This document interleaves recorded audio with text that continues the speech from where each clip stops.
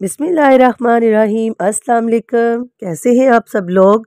आप सबको सबसे पहले तो रमज़ान मुबारक। ठीक है, और रमज़ान को लेकर मैं बहुत ही मज़ेदार से आलू के क्रिस्पी लॉलीपॉप्स लेकर आई हूँ। उसके लिए क्या चाहिए, बॉयल आलू मैंने ले लिए हैं, उसको इस तरह ब्रेक वाले ग्रेटर से ग्रेट कर लूँगी मैं।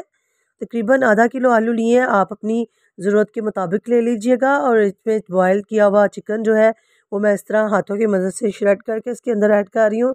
तकरीबन 1 कप चिकन चाहिए मुझे। ठीक है, ये देखिए छोटे छोटे से पीसीज में हमने श्रेड कर लेना है इसको। और उसके बाद 5 से 4 टेबलस्पून चाहिए हमें सब्ज़ धनिया।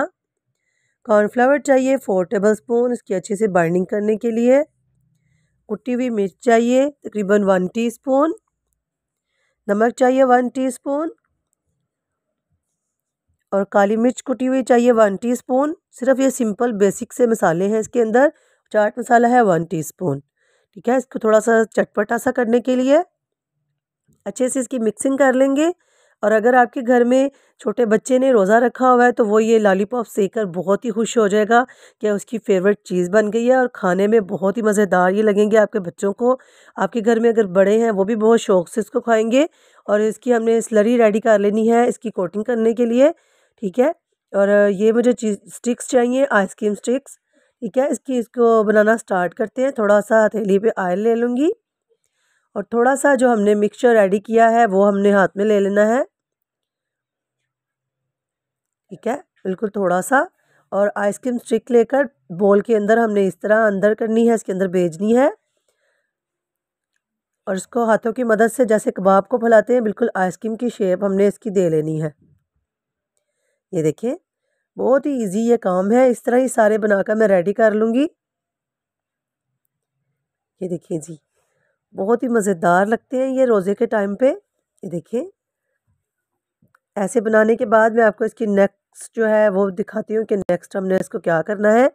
अभी इसको हमने जो स्लरी रेडी की थी मैदे की, उसके अंदर हमने इसको लगाना है, वो लगाएंगे। और ब्रेड क्रम्स हमने खूब भरकर इसके ऊपर लगाने हैं ताकि अच्छा सा क्रिस्पी सा इसके ऊपर लेयर आ जाए।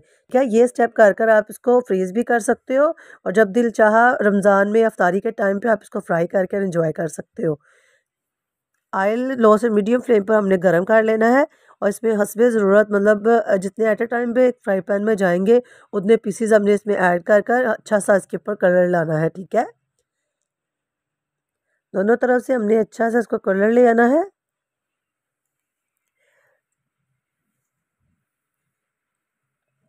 जैसे इसकी एक साइड कुक हो जाएगी तो हमने इसकी साइड जो है पलट लेनी है।